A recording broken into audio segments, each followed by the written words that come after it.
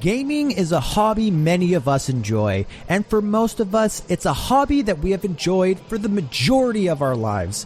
The video game industry has grown and changed so much since the start of our fandom, and we have all grown and changed with it. But how did us growing up affect the games that we played? And how did the games industry's growth affect us as we grew? Welcome to Insert Coin, where we take a walk down memory lane to answer those very questions and discuss our personal history with video games. One quarter at a time.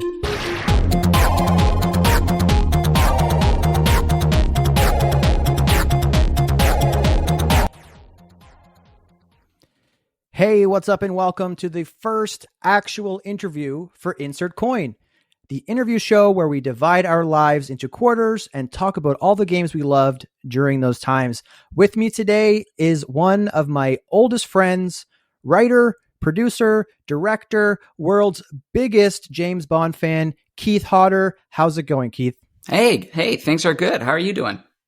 I'm doing great. A little hot in my room right now. I turned my fan off, closed my door so you can't hear the birds outside. So I'm sweating a little bit, but other than that, I'm doing great. Good, nice and steamy. Yeah. If you listen to the first episode where I interviewed myself, I talk about how video games helped me make most, if not all of my friends after moving across the country right before starting high school, which is not ideal. But Keith was one of those friends, and he's one of the only people that I've pretty much kept in contact with since high school.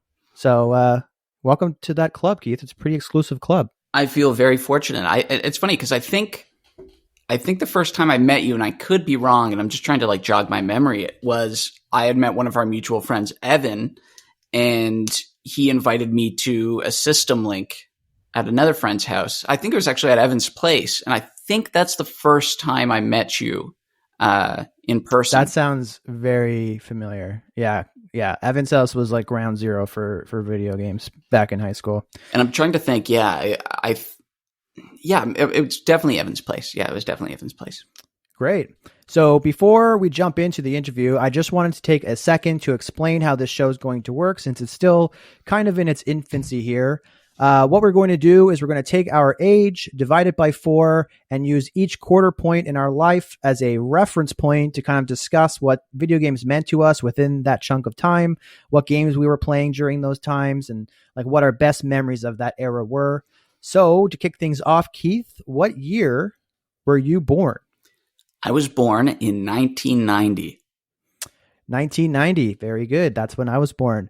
So 1990, that puts the end of the first quarter of your life thus far. This is not the end of your life. Your life is still going. It's making me very existential, but continue. Thank you. Yes. So the end of the first quarter of your life so far would put us directly into 1998.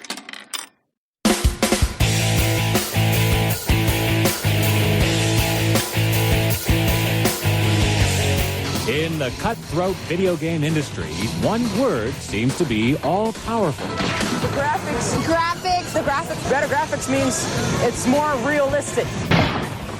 Hey, plumber boy, mustache man, your worst nightmare has arrived. Critics agree Metal Gear Solid is an absolute masterpiece. We tube is back in Twisted Metal 3 with enough weapons to make any angry driver happy. When it comes to video games, the more bits, the better, and the new machine from Nintendo is as good as it gets. Game でしか味わえない感動がある。Nintendo 64 Zelda の伝説。Introducing Super Smash Brothers, where all your favorite characters go toe-to-toe in one 4-player star-studded slam fest.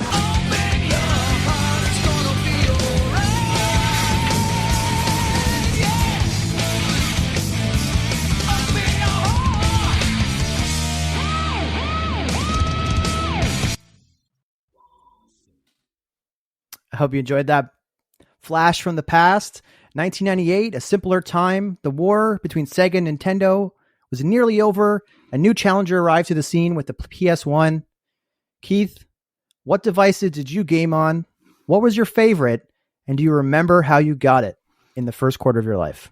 Yeah, so I think the first kind of systems I had around that stage, I had a Nintendo 64. We had a home PC, And then I had the Game Boy Color as well, I believe. And the system that was always out of reach for me was the PlayStation 1. That was one system I didn't have, and I'll talk more about that later. But the favorite, I guess, and I'm trying to think about the one I would have spent the most screen time on. I don't know. I would think it's like the Game Boy Color. I think I put in a lot of time into that system. The Game Boy Color? Yeah. Did you were you one of those kids that had like the like 3 or 4 foot like AC adapter and just sat against the wall playing Game Boy all night? I wasn't smart enough to have that, but I had the little coiled looking sort of light that I think you could plug into one of the ports or something on that little handheld. So that because I think, on the weekends my family always went to the cottage and that sort of thing, or we went and visited other family members that were like an hour or so away.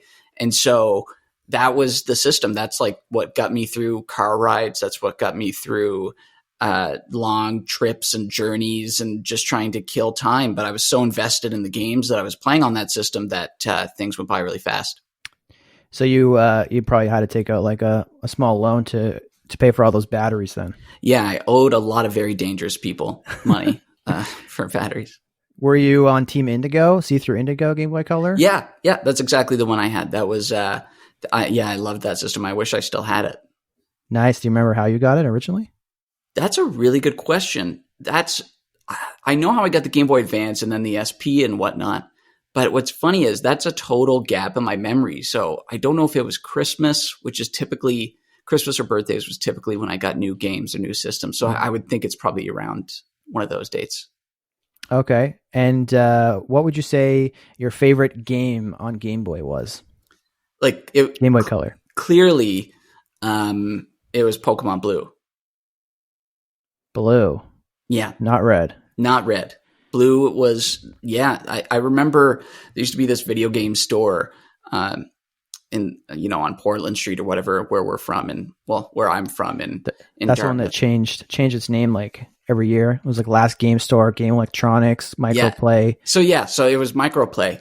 Right. And I remember my dad going in. For some reason, he didn't take me into the store. He just drove me with him, took me with him. He didn't want you to see Mortal Kombat. That must have been it. That was in the news. That was in the news. Can't play those violent video games. But then he came out with Pokemon Blue. I didn't even know this was happening. So wait, sorry to interrupt you. Your dad picked for you? You didn't get to choose blue or red? No. So oh my God. It's really funny because my dad was big into kind of getting new systems and new games. And I don't even think Pokemon was on my radar then, I want to say. I'm not sure if my mom and dad just heard it was popular or heard it was because my dad worked in the military as well. So he had a lot of buddies who had kids and whatnot. Mm-hmm. So I wouldn't be surprised if he heard that, this was kind of the next big thing. And then came out of Microplay with Pokemon Blue. Did he throw the box out immediately? No, thank goodness. What? Oh my God. You have a really smart dad. Yeah. But it was Pokemon Blue. And I wish I still had my original save file because I would imagine I put in hours upon hours. That's when you're at that age, when you're 7 or 8, mm-hmm. You're not feeling the guilt that you typically feel as an adult for playing video games. And you really just kind of dive in and really experience and explore those worlds. And so I think, I don't know, I must have put in dozens and dozens of hours into Pokemon Blue. Okay. So I had 2 important questions then. Yeah. Actually 3. Did you get made fun of at all for not having Charizard? No. In school and stuff like that? Okay. Never. I was the first. This was actually a cool memory. I was the first kid in my block to get to the Elite Four. Ooh. And I think maybe that's one of the earliest memories that I have of games kind of bringing people together other than people in my family or my cousins or whatnot, was the other kids in the cul-de-sac knew that I'd gotten to the Elite Four. And so I was sitting on my, front step or whatever of my house. And I just have this memory of them all huddled around me as I kind of worked my way through the Elite Four. That's amazing. Yeah. What would you say your favorite Pokemon is from Pokemon Blue? I always chose, for a starter, I always chose Squirtle. So I think I have some affinity to Squirtle. Yeah, you kind of have to. But then Gary chooses Bulbasaur, which is BS. I know. So there's an instant challenge right out of the gate, and the odds are stacked against you. and then you have no idea that this game is actually training you for real life and having to fight against rich people. Yeah, so that was actually my third question was going to be what Pokemon you picked at the beginning. So you kind of answered them both there. Awesome. So you talked about like the memory of sitting on your step with like flexing on all your fans with reaching the Elite Four. Would you say that was your favorite memory of that era of gaming in your life, or do you have anything else that comes to mind?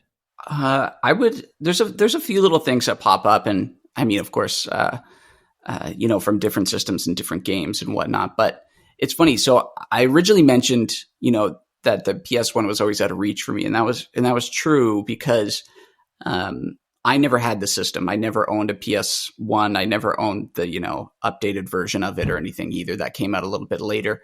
But I was babysat by a woman whose son had the PS1, and he was a couple of years older than me or so. I think he was like a teenager at the time, and so I would always play a couple of the games, but then others I would just watch.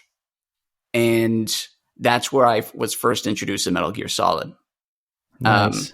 And so I never got to play it. That's the funny thing. I don't think he kept it from me or anything like that. I think just because the nature of it being such a story-heavy game, that's kind of a tough game to pass on to someone else in the middle of like a story or a chapter of the game, so to speak. And so I have very, very, very clear memories of the Sniper Wolf section in the long kind of hallway where Meryl gets shot.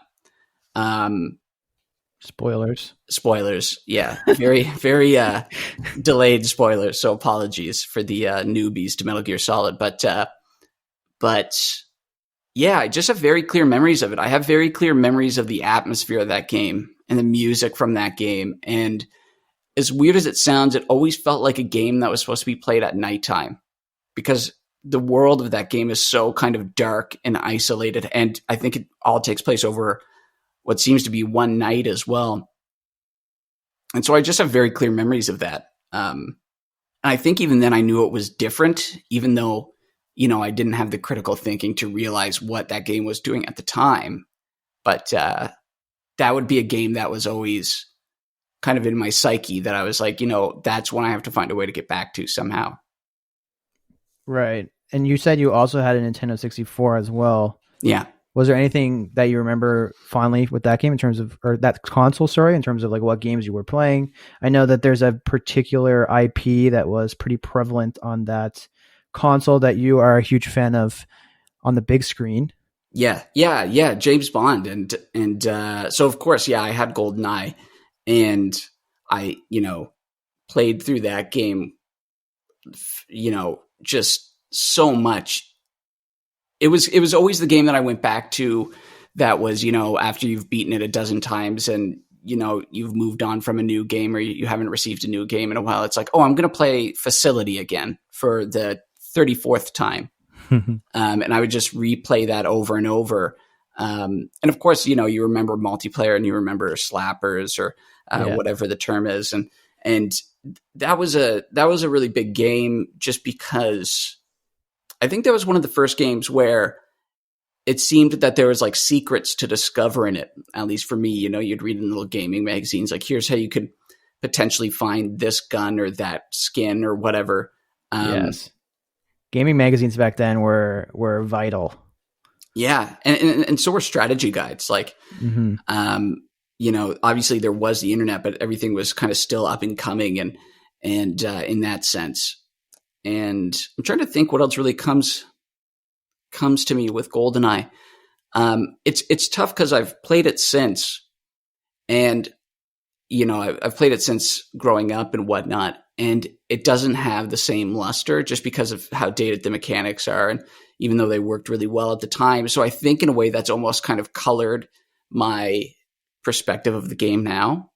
If that makes sense. And so it's lost a bit of the luster, but I mean, it was kind of the go-to game for me. But I mean, the other one that really pops up for me is the first Mario Party. Right. Did you have multiple, like, I know that you have a sister, obviously, and parents. So did you have the multiple controllers? Because the Nintendo 64, at least for me, like, I never had one, but I was in a similar situation where I don't think it was a babysitter, but it was my friend, like, down the road or whatever. He had the 64 and I had the PlayStation. And the big draw for the 64 was that you could play 4 players, like him and me and whatever other buddies or siblings or whomever. Because the PS1, unless you bought a multi-tap, it was like 2 players only. Because Coach Co-op was like, there was no like Nintendo Online or Xbox Live or anything like that, obviously. So that was like the killer app was going over to your friend's house and playing. So I know Mario Party is probably not the best game to play solo. So I'm wondering if you had any like epic duels in Mario Party with people on your couch. Yeah, I mean, there was kids in the neighborhood because I was lucky enough to live in a cul-de-sac. So, you'd always have kind of people over, do sleepovers or whatnot. But my cousin Matt, he's like 1 year older than me. And so, we were always the two to kind of hang out when the family got together, and we got together a decent amount. And so Mario Party was one of the games for us. And I can't remember the exact like mini game in it, but there's a couple where, you know how the Nintendo 64 controller has that one little joystick, right? Yeah. I do. It's not called the Z button. The Z button's the trigger, right? I know. Yeah, I can't remember what they called the joystick. It might have just honestly been called the joystick. Yeah. But there was a couple games in Mario Party where you had to put your palm on top of the joystick and then spin it around really fast. So the good thing is I never broke it, but broke your hand. Yeah, totally broke my hand, just shattered it. No, that would actually be a funny story. But it would give you blisters. Yes, I am well aware of that, actually. So you would spin it around so fast, especially if you played like the game even once or twice. And by that time, you would have a blister on your hand, which I think is like an old wives' tale about doing other things with your hand. And the most painful thing is when it would pop, because you'd still want to keep playing the games. And a couple of them had that kind of joystick kind of, it just destroyed your hand. It totally fucked up your palm. And so you would just kind of go over it a million times, and you'd have these big blisters, and then when they'd pop, it would just be so painful. But obviously you wouldn't want to stop playing the game, so you just kept like messing up your hand. Yeah, that's actually hilarious, because I didn't own a 64, like I said, but my friend did, and he did have that game, and I have the exact same memory of like knowing in my head that like my hand is like about to start bleeding. It's in pain, but I can't stop spinning this stick because I can't lose. Because that would be worse than ripping my hand open. Yeah. It's so funny how I did the exact same thing. There's probably so many kids out there who like rip their hands to shreds from Mario Party. And it's funny because my cousin, this is actually really funny. My cousin ordered gloves specifically for Mario Party. Like ordered like fingerless gloves or whatever so that he could like do it with it. Nintendo like official Mario Party I don't know, because this is what's funny is he ordered them and they never arrived. So like it was just like this. We had this, when you're kids, not much is happening other than the video games you're playing or whatever. Like small things are happening in your life, and that was always the talk. It's like the gloves have never arrived. That's funny, man. Yeah, it's weird how like the same type of thing in reverse happened, where like the other console is at somebody else's house, and doesn't matter I think I was actually living in Nova Scotia at the time, but like had the same exact experience with the same exact game, like almost in the same exact way, which is pretty crazy. Yeah, it's interesting because I mean I grew up with another friend who had a PlayStation as well, and he was playing like Digimon World and I think Dino Crisis, and another friend was playing Resident Evil, and Resident Evil scared the shit out of me. Yeah. The two-way mirror part, I think that's Resident Evil 2. Dude, I didn't even get that far. I was I've always been neurotic, but as a kid, I was just terrified of horror for some reason. And one night I was at a sleepover and they were playing Resident Evil. And this was literally at the beginning, like that opening kind of cutscene or whatever, once you're in the mansion and you go down a certain hallway and there's like this zombie huddled over someone's body and you hear the like and it turns its face looking over its shoulder, like looking back at you. Iconic shot. And that, like at that time, that was enough to scare the crap out of me. And I used to like, this is really silly, but so that terrified me in terms of zombies. And the nights that followed, I used to look out my window, like trying to see if I could see any zombies in the woods to see if they're like coming to my house. It's so funny because like that is a classic like sleepover game. Yeah. And I can't read your friend's mind, obviously, but you probably had the same thought process as me. There's no chance ever I would play that game. Because keep in mind, like, just to like, I guess like make this known, like 1998, like obviously, like if you do the math, me and Keith are 8. So like we're pretty young. There's no way that I would play Resident Evil by myself. But as soon as I'm gonna have a sleepover, it's the only game I want to rent. Yeah, because there's no other opportunity I'm gonna have to play this and be at least a little bit less scared just because I have my friends there. Well, it's like the equivalent of watching, a horror movie at a sleepover, right? And I guess I'm trying to think, but I guess in our time, at that age, like Resident Evil was the first kind of big horror game, wasn't it? Like, it was the first one to kind of really popularize survival horror. Yeah. I know there was some older games like Alone in the Dark that came before it. A lot of people considered the original Doom to be a horror game, which I don't think that game is super scary. Although it's definitely not scary if you have good audio, because Right. the audio in that game is a bit spooky. But Resident Evil is the one that really kind of put the genre on the map, at least in my opinion, and that's why you still see it today. Where like Alone in the Dark, I think the last Alone in the Dark game was on the Xbox 360. But it's cool because like, prior to a lot of video games, or prior to kind of the popularization of video games, and horror movies are still big for sleepovers and whatnot. Not that I've like been at a kid's sleepover recently. That'd be kind of creepy, but since a lot of us grew up with games in a way started to fill in that gap, and Resident Evil was the first one for me. And yeah, like I said, it terrified me. Awesome. Well, I think that might wrap up 1998, and I think it's a good time to move into quarter number 2, which brings us from 1998 to 2006.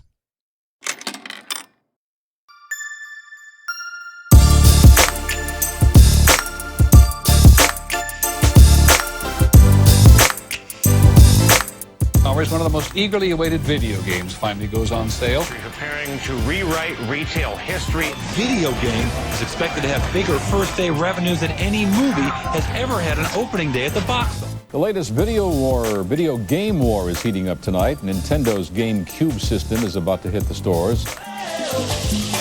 Far from the Mushroom Kingdom,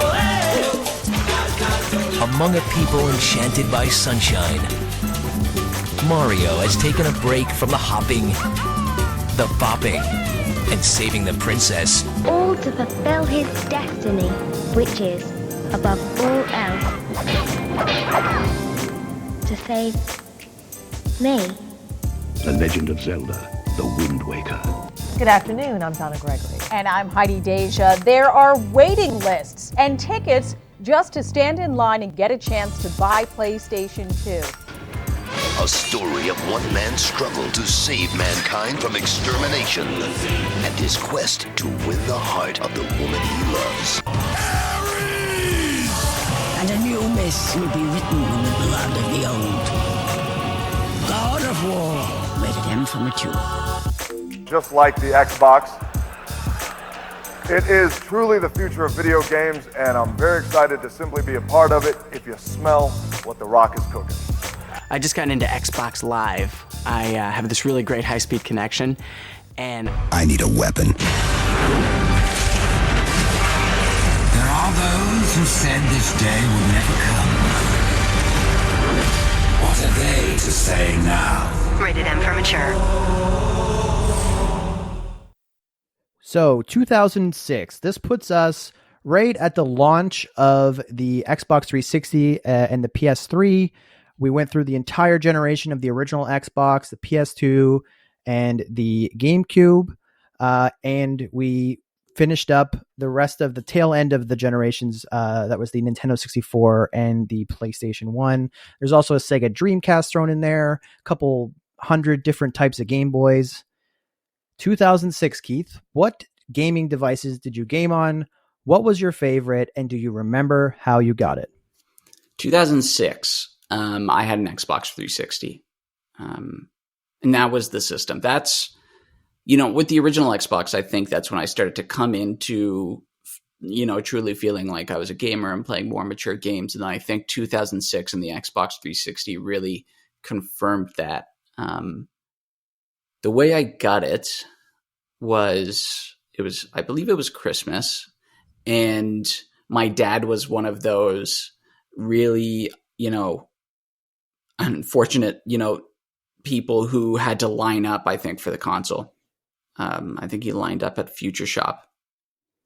Hey man, do whatever you can for your kids. Yeah. And I think he lined up, and my mom told me the story after that he had lined up, and then he saw a bunch of people walk into Future Shop with Xbox hats on, and then they left with the consoles. And then the Future Shop people said sorry, there's no more consoles left. And apparently my dad was waiting for hours. So I think he kind of lost his shit. And somehow they produced another Xbox 360. And then I got it for Christmas. If I remember correctly, it was we opened all the gifts and all that sort of stuff. And I had asked for it for Christmas, and I wasn't really disappointed or anything, maybe I think it was a hard system to get in. And then I don't know if it was my mom or my dad, but someone said, I think there's something left out on the doorstep. And so, you go upstairs, open the doorstep, and the Xbox 360 is there in his box. And that was really exciting. I'm trying to think, because what was some of the launch games for that? That was Perfect Dark Zero, right?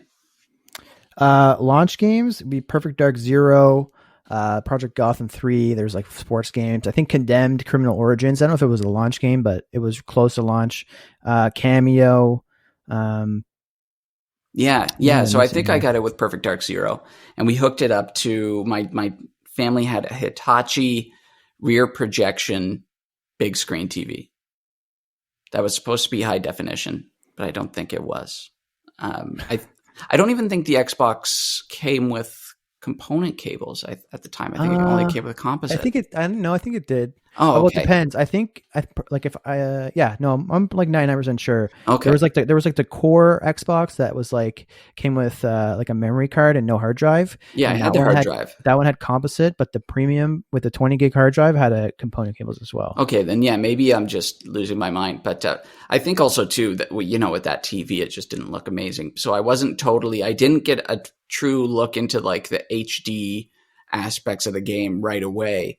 But I was still really excited to have that system. And I guess when it comes to the games, for 2006, this was actually one because I became friends with you guys that I think Evan had put me onto, and that was Elder Scrolls Oblivion. Yes. And I had never played a game like that before. I think most of my gaming career, so to speak, or my tenure as a gamer, if you want to say that, was first-person shooters and the occasional RPG, Star Wars Knights of the Old Republic, which I absolutely loved. I was never big into Zelda, but, most of the games that I played were first-person shooters. And so with Oblivion, obviously still first-person, but I didn't even know what that game did was possible at the time. I didn't know, because I totally missed Morrowind. I never played it. I didn't even know it existed. Oh, really? Yeah, it was never on my radar. It was never something that another friend had played, I don't think. And so when I got put onto Oblivion, I was just blown away. That was the first game I think that I was thinking about while I was in school. I would be at school and sitting through an English class or something and just be dreaming of when I could get back to that game. I think I'm pretty sure most of the time that you had an Xbox, the original Xbox, I had rented Morrowind from Blockbuster, so it's probably my fault you never seen it or heard of it, because I think I rented that game more than I rented anything in my life. Yeah, and so many people say great things about Morrowind still. Yeah, I mean, there's definitely some rough edges because it's older.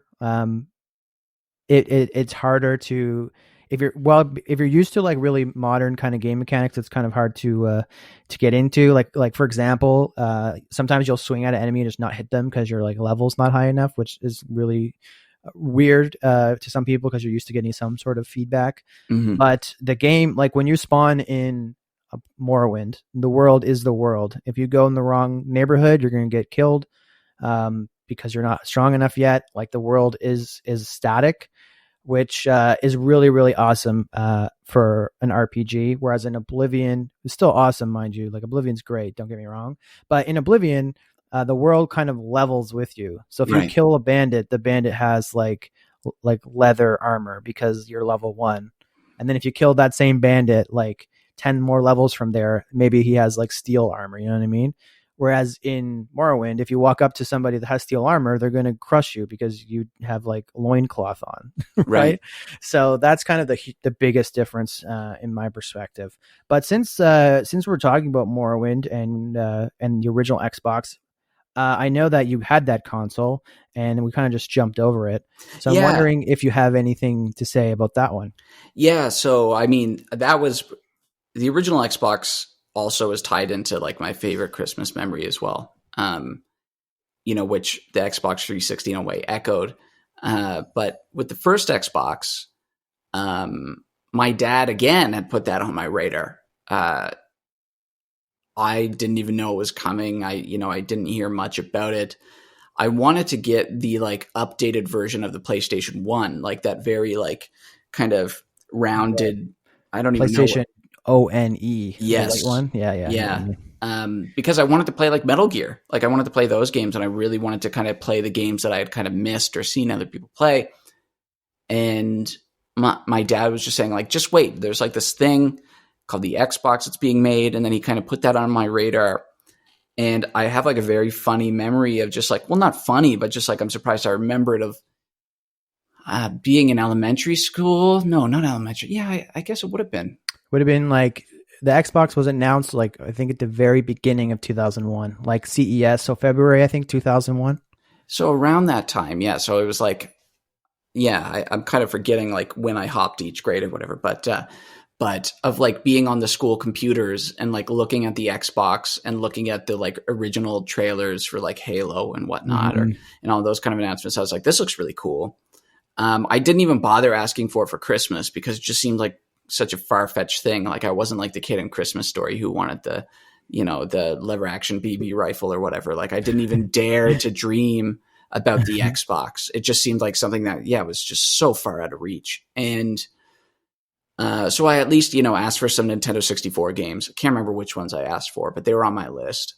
And it was Christmas morning and we were opening gifts and like gift after gift, just opening them, hoping for a new Nintendo 64 game. Because like I said earlier, like birthdays and Christmas were when I got to update my collection, when I got to get a new game.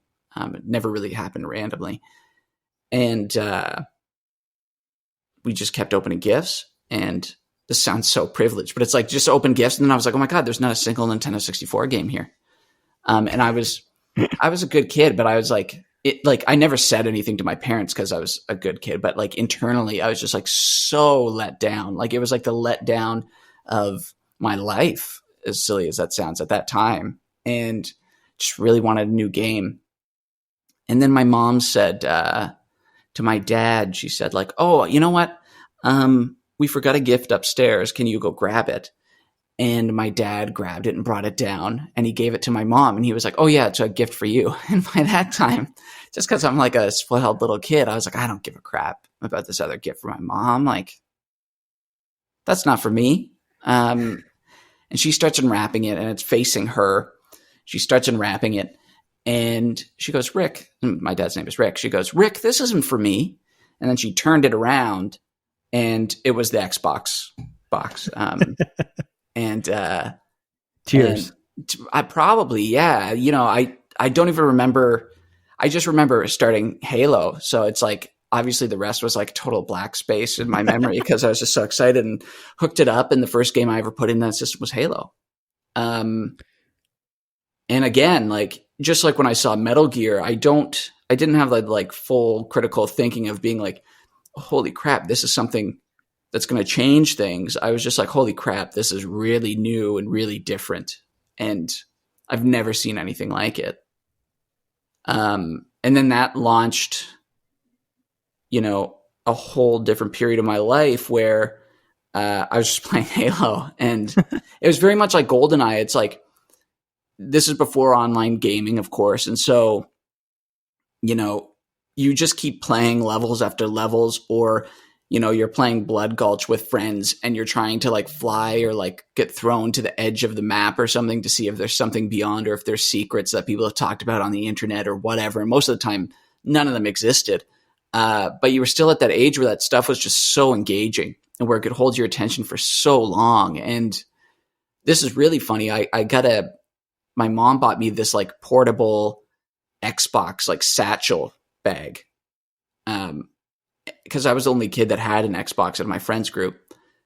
And I would just put it in this satchel, which was made for it, and literally walk from friend's house to friend's house, depending on the weekend, just to play these games and play Halo most of the time.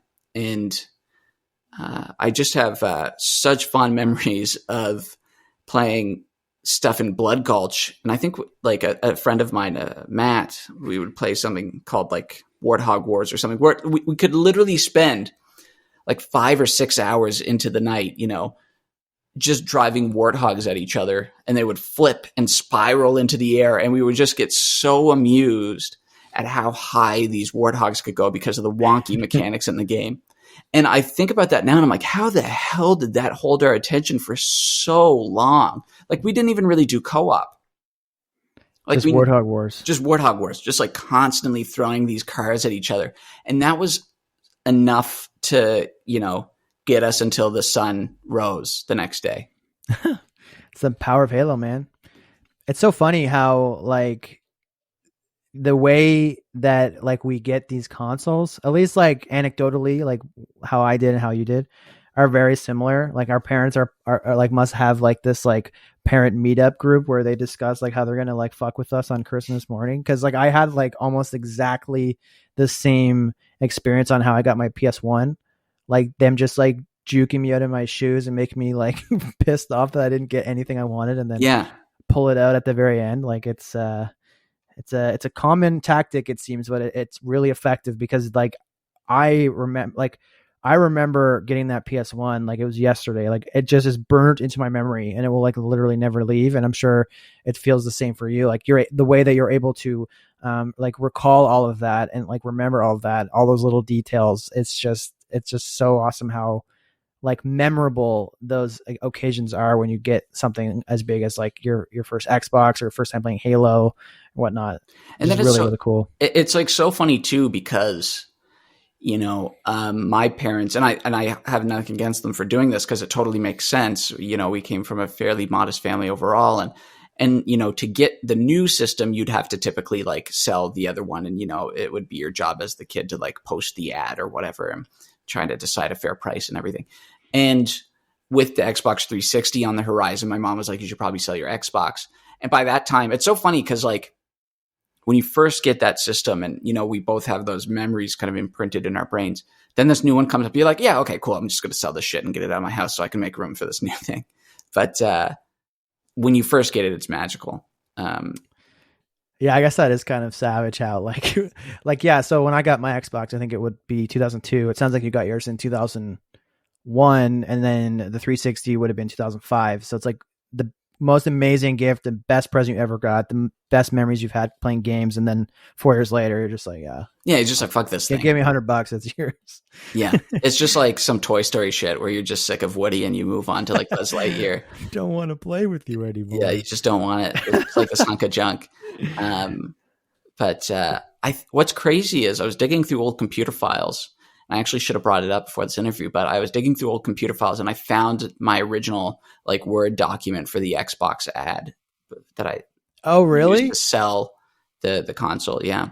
If you copy paste it to me, I'll put it in the show notes. Yeah. It's nothing like fancy, but it just lists what games I had, and I kept it in really good condition too. And I had a couple controllers and I want to say, I don't know how much I sold it for. I want to say like $250 or something like that, which is probably a steal at the time. Yeah, see, I never did it that route. I just brought it into EB Games, and they just completely... You're like, here's $5. Yeah, I think I traded, like, honestly, every Xbox game I had except for my collector's edition of Doom 3 and Halo 2, all just to get Perfect Dark Zero. I used a copy of Perfect Dark Zero. That's hilarious. Yeah, so big regrets, because the amount of money I'm spending now buying it all back is ridiculous. I know, yeah, I've been doing the same thing. In a way, and that's just but it's like there's no other way to get it. Like that's when you're at the mercy of kind of your circumstance, and that's when you just have to do what you can to get it. And I mean, you know, as you become an adult, and hopefully, you know, as you are able to provide for yourself, you can make those decisions to get it whenever the heck you want and however the heck you want. And when you're a kid, like, you're totally at the mercy of your parents. Yep. Birthdays, Christmas. And then you're like, for me, my birthday's close to Christmas. So it was just like all in like a month or two span. And then there's nothing for a year, no games, no presents, like, that's which is pretty normal. Like, I mean, I was also a modest family. It wasn't like a rich kid or anything like that. Mm-hmm. Although I had friends who were, which kind of actually wasn't too bad, because they're pretty liberal with letting me borrow stuff. That was like my saving grace. Their kind of span of loving something and then trying to get rid of it is much shorter, because you know, they're able to get the new thing a lot quicker. Exactly. Whereas we have like a 4-year, 5-year span, you know, where we really play these games over and over, and these, you know, really put these consoles through the ringer. But I mean, I'm trying to think of other. I mean, I could list so many Xbox games, because I was, you know, the first true console. Because I actually don't have. And it's nothing against the Nintendo 64. It's just, I think even the movies I was watching as a kid, like, for some reason, my parents let me watch like RoboCop at a young age. So I think even at that time, I still liked slightly more mature stories, even though Resident Evil scared the crap out of me. So I think the Xbox is where I was like really seeing the connection, because there was a lot more mature titles, obviously, you know, a totally different audience in a way. And so that was a big deal. So if you had to pick one as your favorite console, 360, keep in mind, this is early 360 as well. It's going to be 2005, 2006, like the first 2 years of that, or the whole generation of the Xbox. For that quarter of your life, I think the Xbox, just because the 360 has not had, you know, as much time to shine, at least in that period of my life. Like, I think of the original Xbox, and I think of obviously Halo, and I actually finally got to play, you know, a Metal Gear Solid game, because I played Metal Gear Solid 2 on the Xbox, because they released it for that console. And that was one that I played. I probably played through that 4 or 5 times at least. Fish and mailed. Yes. Your mission has failed, Snake. And Fish and mailed, right? That's when they're trolling you. Yeah. That's when, like, it's like really trying to throw you for a loop. And that's actually a good point too. Like, that's probably, I did not know what the hell was happening. Like, I was not silly enough to like turn off the Xbox or anything, or like, you need to restart your console. Like, I didn't do any of that.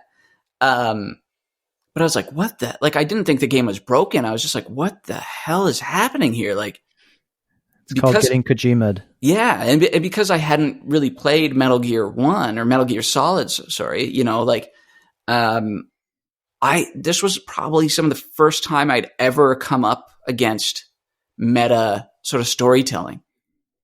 And so that was just like, that blew my mind. That totally blew my mind. And yeah, I just loved that game. I didn't understand any of the political overtones it was talking about. I didn't understand any of that crap. And yet somehow, as like a, you know, whenever that game came out as like a like preteen or early teenager, it was able to completely hold my attention. I loved the world. I loved the characters. I didn't go into it like a standard Metal Gear Solid fan where I was like, we're Snake, you know, why do we have this like sort of androgynous sort of character that we're playing as? Like, I was just totally along for the ride. Like, that was a massive game for me. Okay. So would you say that would be like Metal Gear, Halo, Perfect Dark Zero, Elder Scrolls? Those would be the games that stand out for you in this quarter. I mean, I wish I could simplify it more. It's like, you know, Vice City was big. on the original Xbox. Like that was one again that I just played over and over again, and somehow I was totally satisfied with like. That's how I actually got introduced to a lot of 80s music, and I think a lot of kids from our Flock generation of Seagulls. Flock of Seagulls, that was on my Rio Cali MP3 player because of Vice City.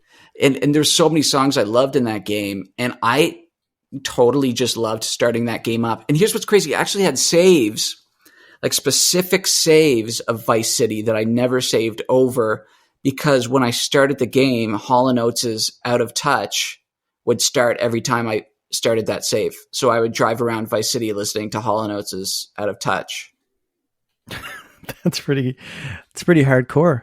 It was super hardcore, and all I did was drive around. I had beaten the game. I just loved driving around Vice City.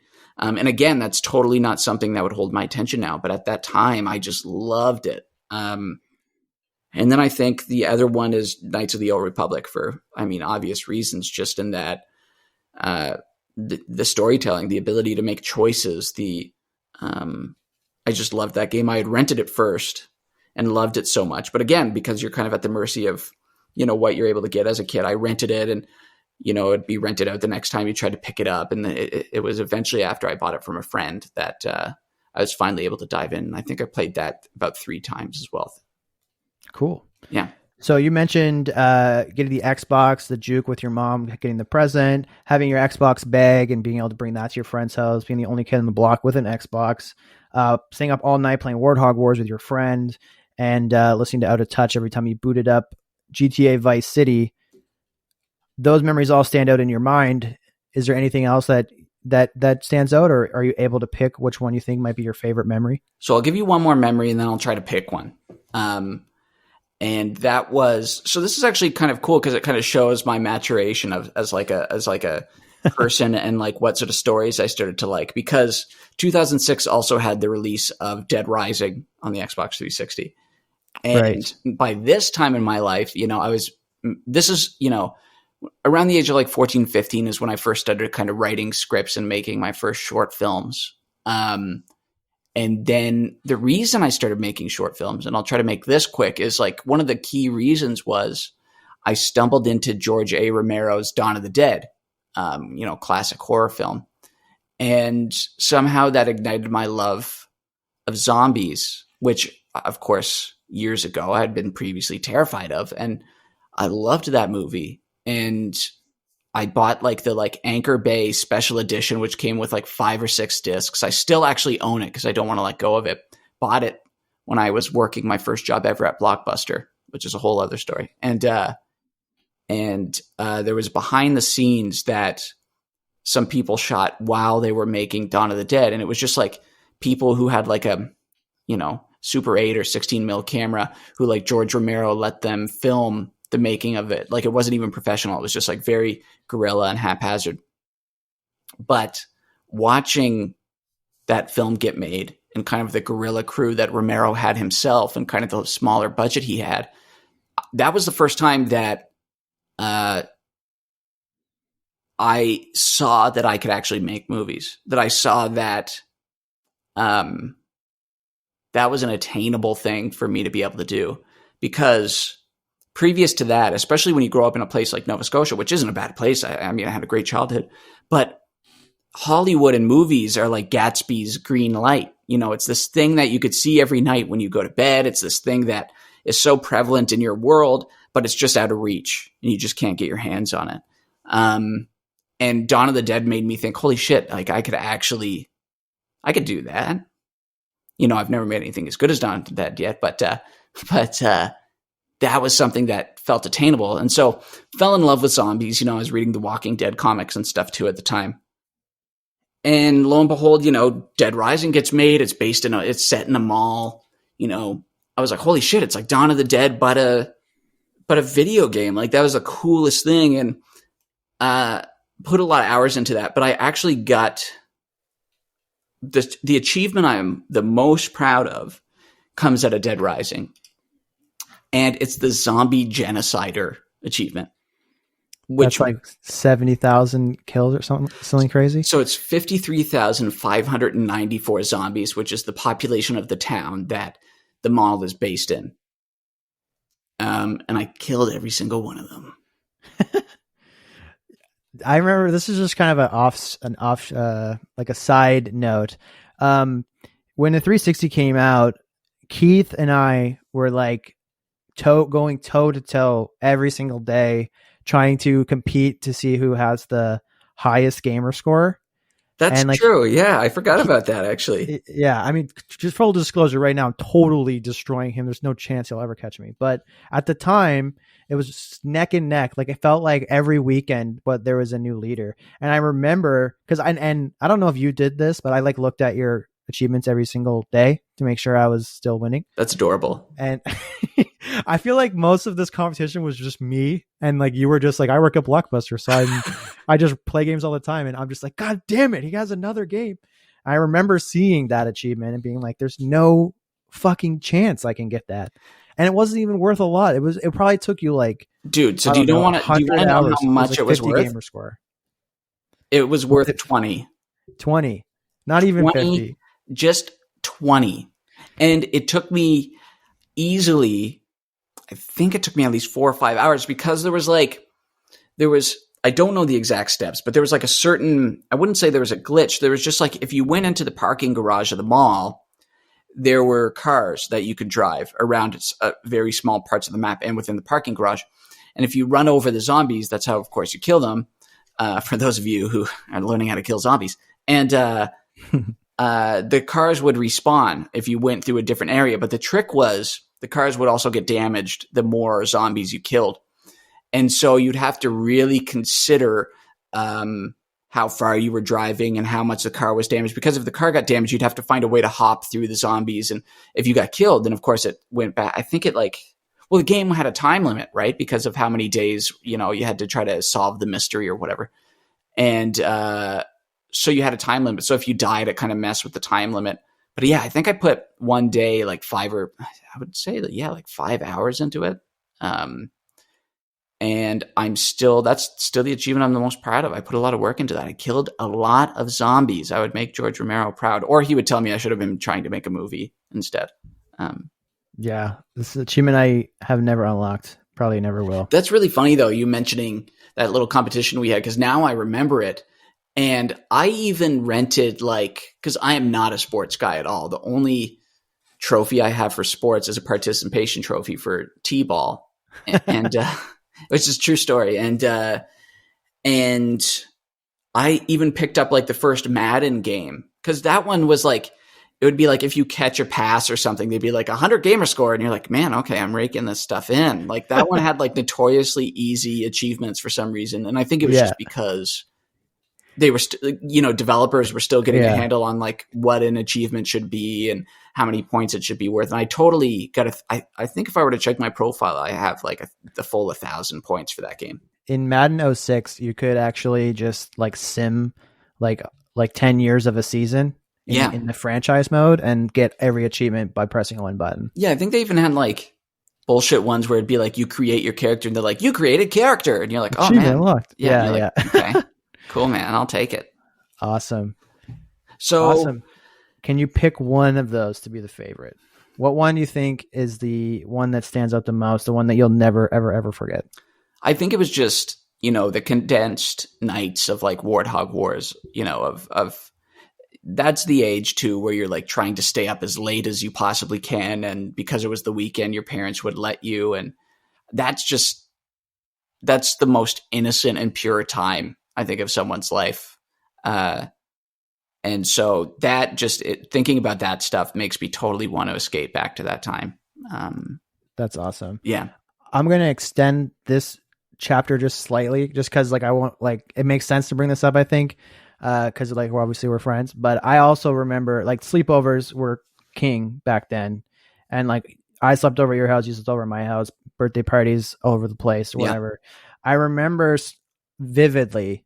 It was right around the time when the 360 first came out, playing Fight Night round 3 at your birthday party at your house, and creating the most disgusting, vaguely resembling a human creature we could in the Creative Fighter, and just There's no alcohol. There's no drugs. It's just literally just popping chips and just like uncontrollably just dying. Yeah. Because of how funny that was. And it's so like, that is just like, I could, I don't want to sound cheesy. I could almost get emotional thinking about that stuff. Cause it's just like, it's so silly and it's so even asinine at times, like the stupid stuff we would do. But it was just like, it was just so simple and it was just so devoid of conflict and tension and anxiety. And it was just, I at that time in my life,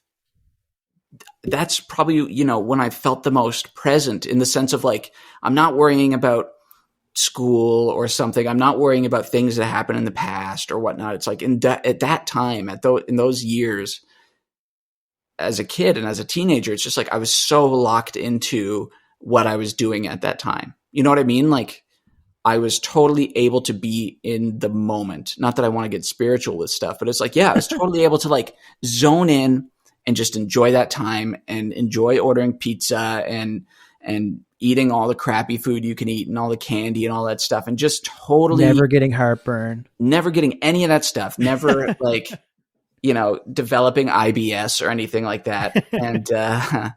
And just being in that moment, I would easily rewind time and do that stuff again for sure. 100%. And I remember, I talked about this in the first episode where I interviewed myself. Well, when I got my 360, you were actually there. I don't know if you remember that. Yeah, no, I have super clear memories of that. That was a fun day too. Yeah. And I remember, like, I don't know why these things just don't leave my memory, but I remember, like, at the time too, like when the 360 first came out, like there was a lot of issues with like the red ring of death, and like everybody was pretty concerned about like their 360 just not working. And you had like the mini remote that came with it. I didn't even know it was there. I think you just like swiped it out of the box when I was opening it. And every time I booted up the console, like for the first time, you would turn it off with the remote. That's hilarious. And I was just like losing my mind thinking it was like broken or something. And you'd let that like stretch on for like 10 or 12 like reboots. Well, and one thing I should say too, for like the listeners here, is that, Eric was the biggest troll of any of our friends. He was always the guy to like harp on a band that you might like, or always teasing me that Mission Impossible was better than James Bond, and never letting me, like just teasing me, obviously, like not being a total dick, but yeah. So Mission I definitely Impossible was pretty great. Not at that time, not at that time. Now they're amazing, but not at that time. And so yeah, if I had any chance to kind of troll you back, I had to take it. Awesome. Yeah, that I don't know, that whole day is like burnt into my brain. But anyways, that wraps up 2006. We're going to move on now to quarter number 3, which is everything that happened in your gaming life between the years 2006 and 2014.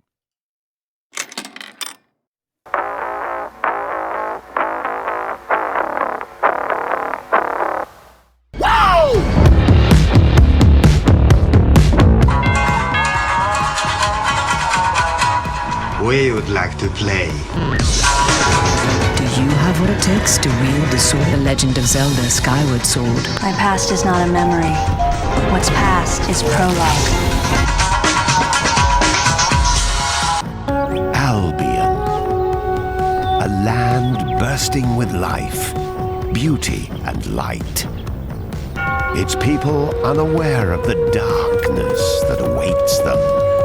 In darkness, a doom sweeps the land. These are the closing days of the Third Era and the final hours of my life. You're competing with a psychopathic war criminal for a mythological gemstone. I killed people, smuggled people, sold people. When you put it that way, it does sound pretty stupid. Yeah, thanks for the input, Jeff. I know what this nation needs. I will give you justice. You are, all of you, vermin. Tomorrow we launch the greatest military campaign in our history. Your world will burn until its surface is but glass. Cocky bastard just loves to run his mouth. I didn't come here to run from the Hellcast. Order the attack! Shipmaster, they outnumber us 3-1. Then it is an even fight. Where are we going? To finish what we started. Master Chief, you mind telling me what you're doing on that ship? Sir, finishing this fight.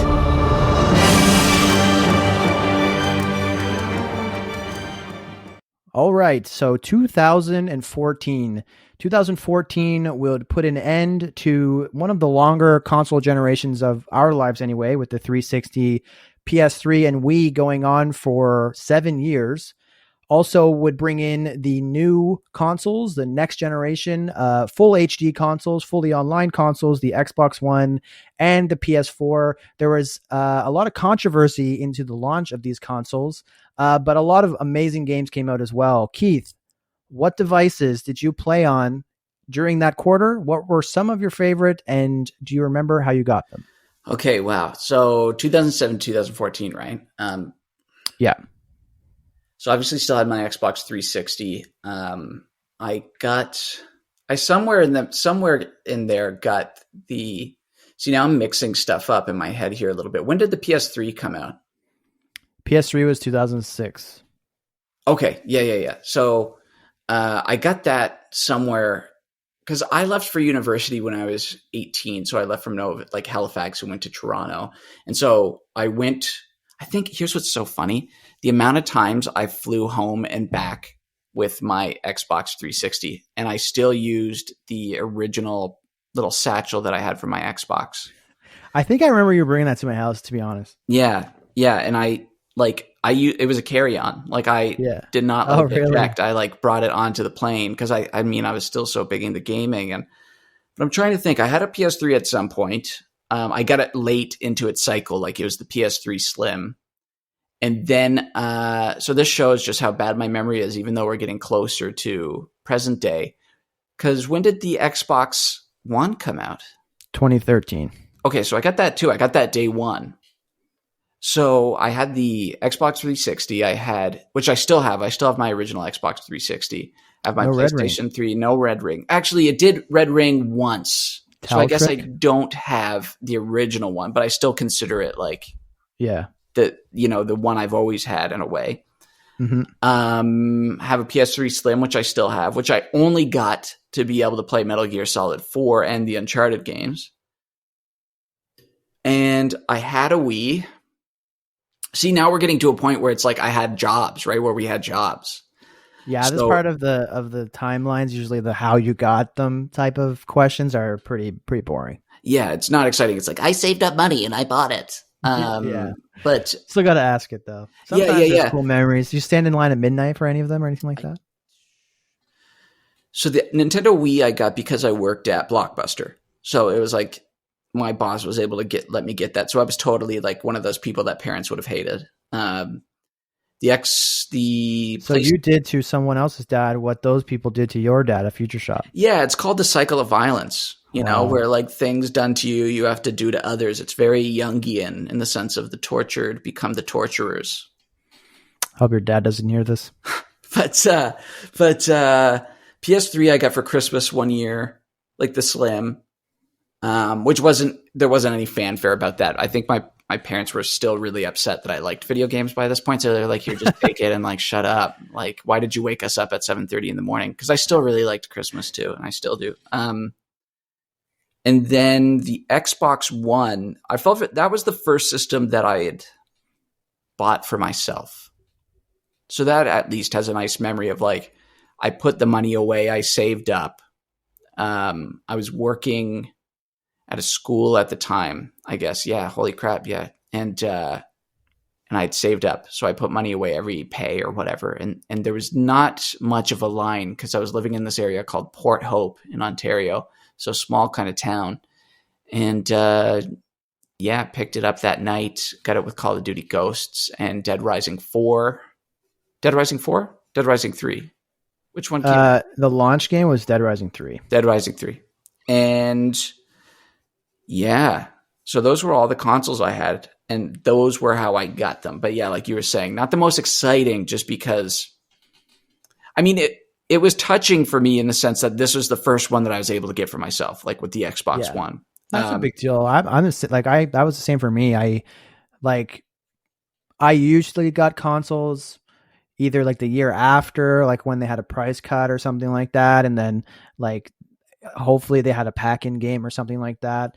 But with the Xbox One, like I was like working and saving and pre-ordering. Like I was able to get the console. I got Assassin's Creed, Black Flag, Dead Rising 3, Rise Son of Rome. I bought like the Killer Instinct fighter pack. I got an extra controller. Like I went ham and got like all of it day one at midnight. Like that was a huge deal for me at the time. So yeah, it's weird. It's not as exciting. I literally just went to a store and gave them money that I had and left.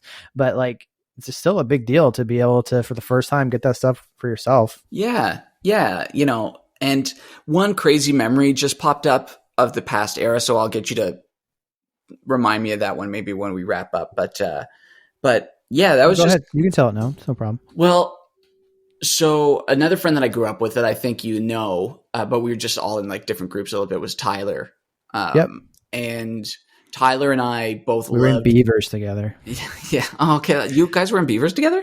Yeah. Before I I had no moved to idea. Ontario, I lived in like Echo, and then we were in I like forgot. Beavers. Yeah, well, he was the first friend I made when I moved into that area. And so Tyler and I are still friends. And, you know, we always gamed together.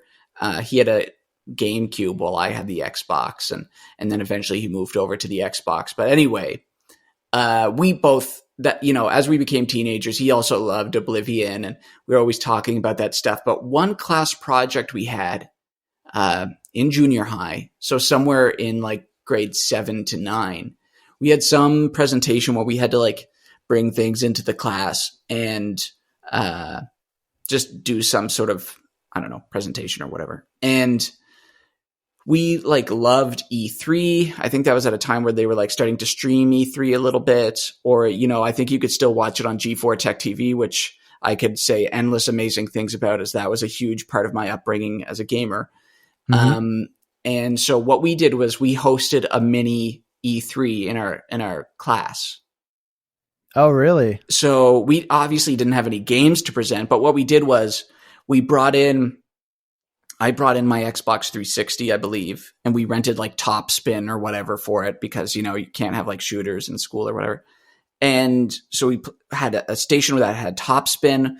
We both brought in I think the DS was out at that time. So we each brought in our DSs and had games on those. And I think Tyler potentially either brought in his 360 or his GameCube or whatever. But we had a couple gaming stations.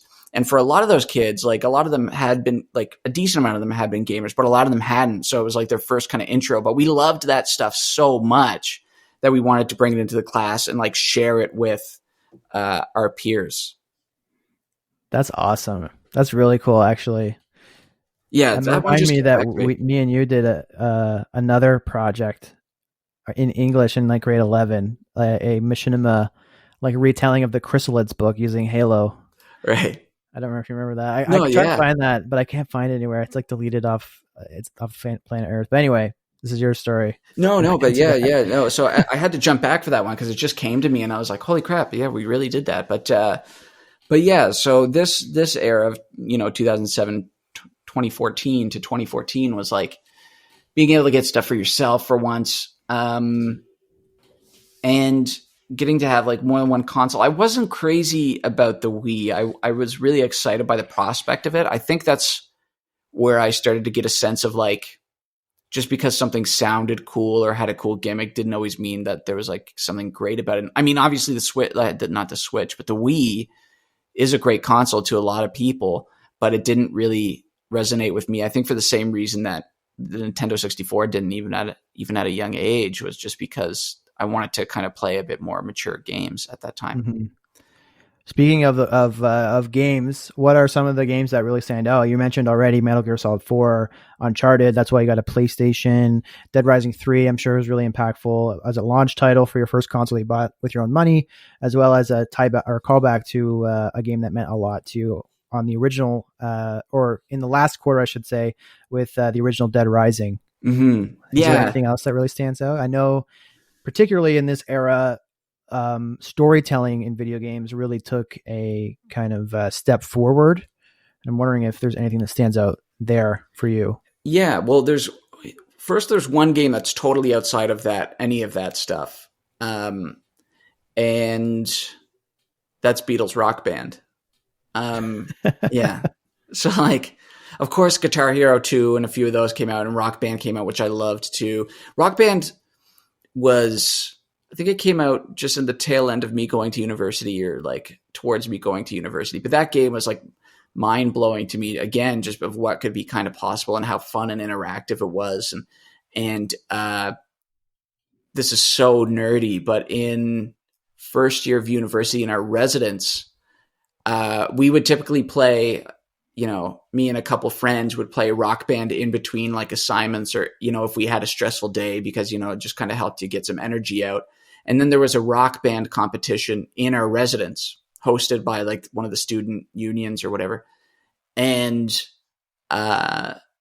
we won. I was drumming. Jess was singing, and she is actually a great singer. Grace was on bass, and Damien was on guitar. And I can't remember the name that we called our band, but we competed against other students. It wasn't even real instruments, man. It was just Rock Band. Hey, Rock Band's really close to real. And we won Rock Band 2. Oh, really? Like the whole kit? Yeah, won the whole kit. And jeez. So we played that. And then this was at the time where I was obsessed with the Beatles. And then so when Beatles Rock Band came out, I actually even bought that whole set because I wanted Paul's Hofner bass and Ringo's drums. And this is also nerdy. It was a sort of game that I would obviously play with other people, but I loved the Beatles so much. And I loved singing to their songs so much that like I had the mic stands and whatnot.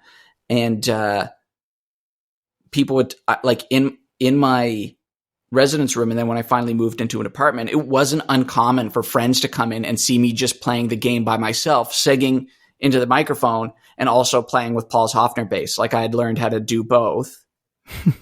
And I would spend hours doing it. Like it would always be, again, like after an assignment or after a tough day at school or whatever. That was like the ultimate stress reliever. It was like so cathartic just to be able to sing my heart out to the Beatles. So that game had a big impact for that reason. Just as like a total escape from, reality that was safe, Beatles Rock Band, man. That was a big, big game. Yeah, I was huge into Rock Band. If you hadn't moved away, I guarantee we would have probably played a lot of that. It's do you still have your kits by any chance? No. Have you ever looked to see how much they cost now if you wanted to rebuy it? No, I'm afraid. Don't do it. It's absolutely insane. Yeah, because I still have like my 360. I still even have the disc and whatnot. But it was just like, man, that whole time in my life. So just to give you some perspective, because I'm sure you remember most of it, but also just for listeners, not that like my life is a crazy important thing, but it was like by that time, so 2008, I went to Ryerson, and first year I was in residence, and then I moved into an apartment and spent the rest of my time in that apartment. So now we're up to about 2012. And then I moved to Los Angeles and lived there for 6 months and lived in 4 different places when I was in Los Angeles. And then came back to Ontario, where my parents were now living. Then I moved into a boarding school because I was working there and living there. And then I moved again this is now 2013 to Peterborough, Ontario, a kind of small, kind of artsy town. And then eventually moved back to Toronto in 2016. So I'm kind of going ahead, but like, I mean, that's a lot of places to move. Right. And, right. And so it was just one of those things where as I moved, the more I moved, the more like moving is not a fun process to begin with, even if you move once in your life. And it's like, you just really want to get rid of shit so quickly. You're just like, after you do it a couple of times, you're like, I don't want to keep dragging this stuff that I haven't touched for like a couple of years. Like, I just really want to make this process as quick and easy as possible. So unfortunately, my Rock Band and Beatles Rock Band instruments were part of one of those many moves, I'm sure. So you had said that you owned like a 360, PS3 Slim, Xbox One, and a Wii. Did you bring all 4 of those every time you moved? No. The Xbox 360 was like the big one. I didn't get the PS3, I think, until I think I might have been done university at that time. Yeah, that sounds about right. Yeah, I think I got the PS3 sometime in 2012 or 2013 or something. No, I would have been anyway, somewhere around that time. And then the Wii I just left at home. Like that I just left for my family and my younger sister and for them to play. And so the Xbox 360 was like my main wasn't my side girl. It was the main one. So the bottom B, as the kids say, I think. So then I guess it's safe to say that the Xbox 360 would probably have been your favorite platform within that quarter of your life. So you had mentioned Beatles Rock Band. I'm sure that was on 360. That's probably the console that you had it on, making an assumption there. Dead Rising 3. Was there any other games that from that era that really stand out to you? I think BioShock does. That just felt like a journey. Like that felt like totally disappearing into something and disappearing into a world that you previously didn't kind of know existed or anything. I really loved that experience. Again, it's like revisiting it never does the same, never has the same effect. Like, and I don't know why, because it's like, the movies I really like, say, Jurassic Park or Terminator 2 or something like that. Like I can revisit those and I still find something to really love in them. And I think it's just the amount of time dedicated to each one. You know what I mean? Like to really find more stuff in BioShock, you have to commit 15 hours to it. Have you tried the remake, the remaster or anything like that? I think I have. I don't have a clear memory of it. It hooked me right back in. That's one of my favorite games of all time too. Like as soon as you land in the water and then you go to an elevator, no gods or kings, only man. Yeah. Like it's just it's super cinematic. It won't be the same, the big impact moment for that game, which I won't spoil, but that only hits that way once, right? Because it's coming. So, right. But yeah, no, I'm 1,000% on board the Bioshock train. Biochock. But Crayola. But yeah, I think that's where I was feeling the pull too because that's when I couldn't keep up with multiplayer at that time, just because school was so busy and I was also working and I was also trying to make more movies and write stuff. And so that's where I started to kind of feel the gap of holy crap, I can't put as much time into this to be good anymore. Not that I was growing out of video games, because I obviously still love them and still play them a lot. But with multiplayer, it's you got to be in there every day or every other day, you know what I mean? Just to kind of stay sharp and to kind of get to know a game. And, I was playing Modern Warfare and all those iterations and was still keeping up with Halo. But just because of how busy I had become at that time, that's where I think I definitely felt more of the pull to story-based games for sure. Yeah, and I can attest to that too. I'm someone who I didn't have as much on my plate as you by any means, and I still stuck around with multiplayer. And I think that if we had to break everything down to quarters, I would say that quarter was probably the quarter, aside from the first quarter where I didn't even know you existed, but that quarter was probably the quarter that we had the least amount of contact, I would say. Yeah, it was that's where it's the same thing. It's not that I was seeing myself as leaving friends behind or changing friends or anything like that. Cause obviously when I came home, I always tried to catch up with you guys and whatnot. But that was the same thing. It was almost, you're still a kid and you're still just kind of your eyes are on, this isn't meant to sound as terrible as it does, but your eyes are on the next thing. I was always well, what's the next thing I'm going to make, or how am I going to make movies, or how am I going to survive doing this kind of life, and do I need to go to LA, and what do I do in LA, and who do I work for in LA, and you know what I mean? So it's just I was so focused on that sort of thing, and I was moving around so much, so it's you're kind of gathering new people, but then there's still all your old friends that you're trying to kind of stay in touch with too, but it's such a juggling act. And I think, I'm sure endless amounts of adults can say that's kind of what happens, but the key is trying to hang on to the ones that are important to you. And that's something I think, unfortunately, you learn as you get even a tiny bit older, just because life, I'm not sure if you've ever heard this expression before, but life moves so fast. And, yeah,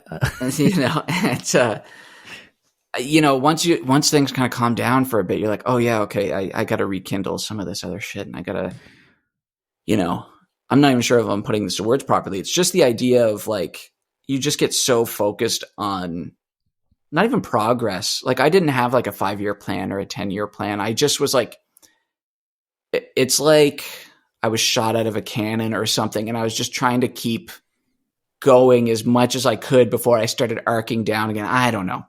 Bad metaphor, or analogy. It's just like, I started off running and I didn't want to stop. And then, you could only run for so long and you get tired and Yeah. So I'm not trying to make this like super, super dramatic, but I think that it's understated, like the importance that video games have on people's lives, especially people that like have played them for their entire life.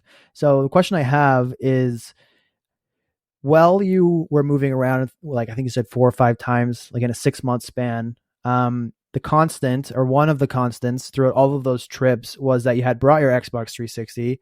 So I guess what I'm trying to say is, do you think that having that kind of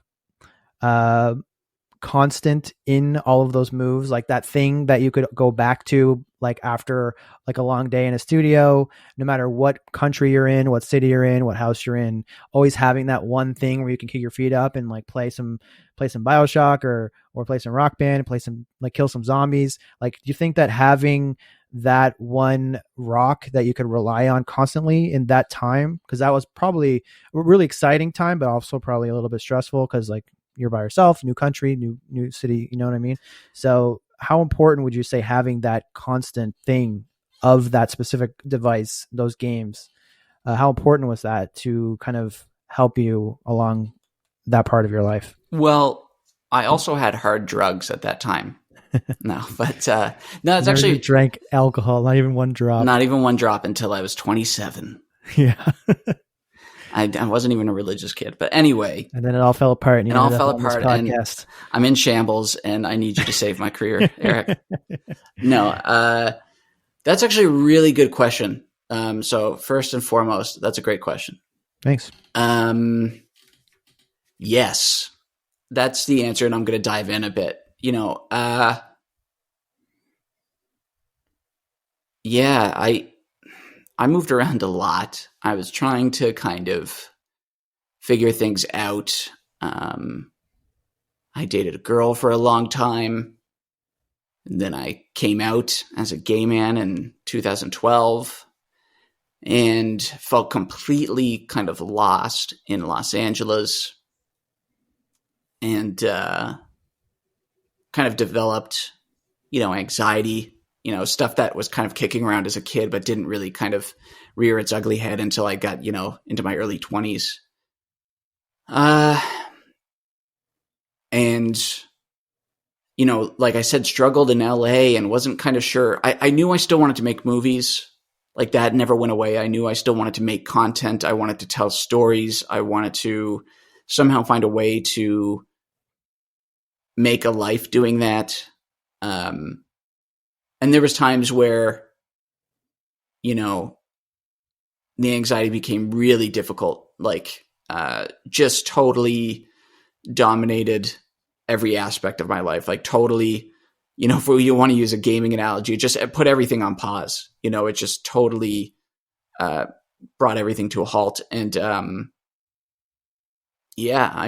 other than movies, of course, video games were that kind of respite, or they were that escape.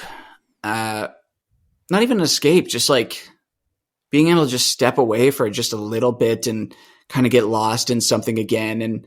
And oddly enough, that's when I finally got the chance to play Metal Gear Solid. I think I played it on, PlayStation 3. I originally tried to play it on the PS Vita or whatnot because you could put PS1 games on it. Just didn't work very well. But so I got a little deep there for you. But that was, video games at that time, and the company of people who were willing to kind of look out for me.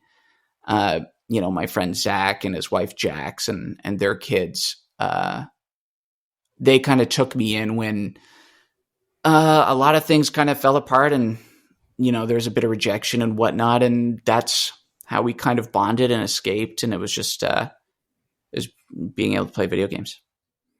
Yeah, that's an awesome answer, and I can not exactly relate to the same types of struggles, but anytime that I did have any struggles in my life, obviously, like, the first line of defense is your friends and family. That's I'm not trying to like belittle them or lower their importance, but video games for people that play them is always a really good way to cope with any types of struggles you're dealing with. And I'm glad to hear that it was able to help you as well. So there's no really good way to segue out of this part of the conversation. So I'm just going to do it very abruptly. That puts an end to 2006 to 2014, and we're on to the not last quarter, because like I said at the beginning, we are still going to be alive after this, but the final part of this episode of Insert Coin is going to be from 2014 to the present day.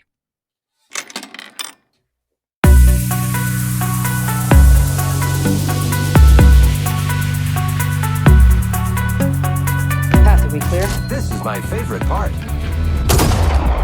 Exciting. Eyes up, Guardian. It worked. You're alive. You're gonna see a lot of things you won't understand. Hello, everyone, and welcome to the Game Awards. Fuck the Oscars, you know? Fuck the Oscars! And the winner for Game of the Year 2015, 2016, 2017, 2018, 2019, 2020 is... Xbox Snacks.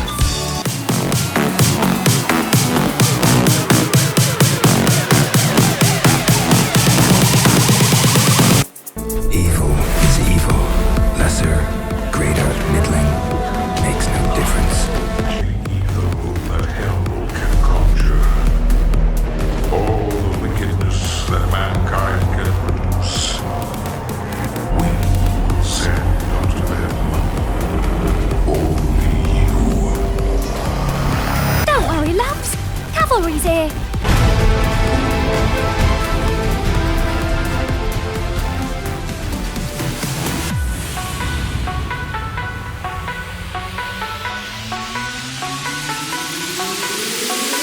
How you share your games on PS4. Boy. Thanks. Ladies and gentlemen, introducing Xbox One. TV and movies? TV. Xbox. Watch TV. Sports. Sports. Sport television. Call of Duty. Call of Duty. Call of Duty. Call of Duty. Hey, you. Finally awake. Today, I'm pleased to announce Xbox One backward compatibility. Project Scorpio will be the next addition to the Xbox One family. Xbox Game Pass, a way to give gamers the ultimate freedom to play. ZeniMax has an amazing track record of building great games. Next holiday, Xbox Series X will lead us into the future of console gaming. I think you are now ready to hear what happened 100 years ago. All right, so we're in the present day right now. The Xbox One and the PS4 have just launched. The Xbox One is kind of struggling out of the gate in terms of people's perception of the device. The PS4 is just on a tear, releasing quality exclusive after quality exclusive, and brand new next generation consoles have just dropped as of last year with the Xbox Series X and the PS5. And also Nintendo has completely changed the game in terms of handhelds with the Nintendo Switch. Keith, what devices are you gaming on right now? What is your favorite console to play on or favorite device to play on right now? And do you remember how you got them, regardless of how boring that might be at this point in your life? Well, first and foremost, thanks for steamrolling over my emotional stuff there. No, I'm just fucking I was trying to think of a segue the whole time, but there's nothing. There's no way. It got dark. I appreciate you sharing that, though. No. I'm just goofing off. But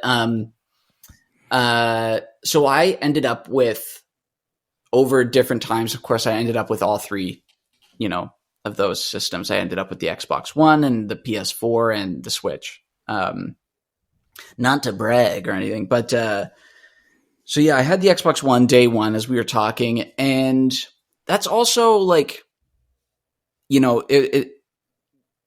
I was kind of moving into adulthood more, and that's when like I was really starting to get frustrated with, I don't know, just like repetitive games, repetitive, the repetition of franchises and whatnot. And it seemed like there was just like a plethora of open world games. Like every game was doing open world stuff. And it just felt like no matter where I went and no matter what property, I was almost playing the same game every time, if that makes sense. And so I never, put the controller down. I was always still trying to find another console or another game to play. And I think that's inevitably what took me to probably in around, trying to think what year this would have been, probably 2016 or 2017. I watched E3.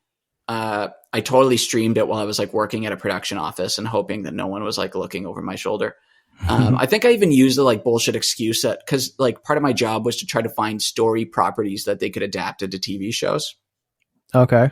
And so I said, hey guys, like, and they were all a little older and very nice and stuff. And I said like, hey guys, like, there's this thing called E3. They announce all these new game titles. Like if you want to get on top of a story property, this is the time. So I should probably watch it during company time. And they were like, oh yeah, that's cool. So totally did that.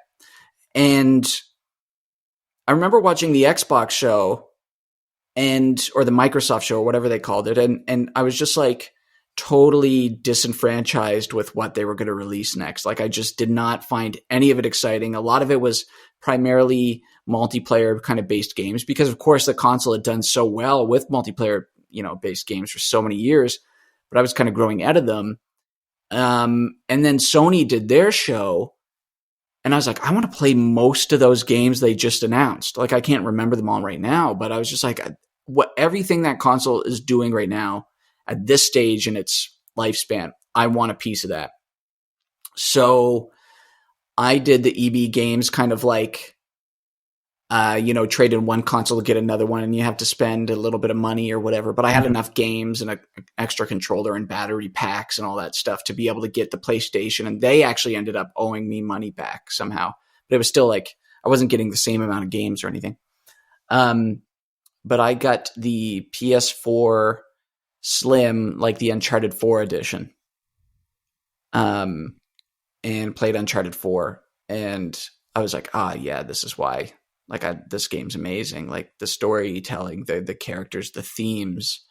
I was totally locked in then. And then it was actually kind of sad too, though. Like at that stage, I would have been 26, 27. And for half of my life at that point, I had been an Xbox gamer.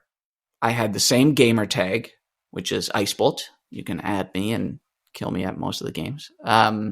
With a 1? No, there's no 1. It's with an I. Oh, Jesus. Okay, sorry. Thanks for remembering, Eric. I'm really happy you enjoyed all our sessions together. I added you in like 2003. Yeah. Haven't looked back. And well, that's what's crazy because it's like I got it when I was like 13 or whenever it first came out, and Xbox Live that is. And so I had that gamer tag, and it was almost like even though I was very excited to try these new games and I was kind of let down by the Xbox One, I was like, holy crap. I'm like, it felt like I was closing a chapter of my life. Like I was putting like a friend to rest, or like, I was at the age now where I was like, oh, I'm sorry for putting you in that toy box, Woody, but I still I got to go do this other stuff now. And so I said goodbye to my gamer tag and I said goodbye to Xbox. And I mean, I didn't regret it at all, because the stuff that PlayStation had come out with, their exclusives were excellent games, and then it remained a great console for me, and it's still the console I have. But then what's funny is I ended up getting an Xbox One S because I wanted.